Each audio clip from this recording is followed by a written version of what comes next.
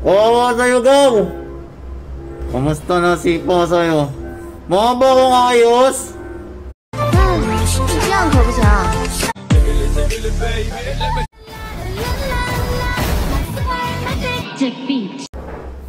Guys, eto sasabihin ko sa inyo. Wag na wag kayo makikipagduo sa mga long hair. Baka ganito rin abutin nyo.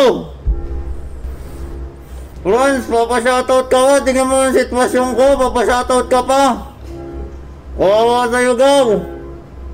Kamusta na sipa sa'yo? Mga ba kung ayos?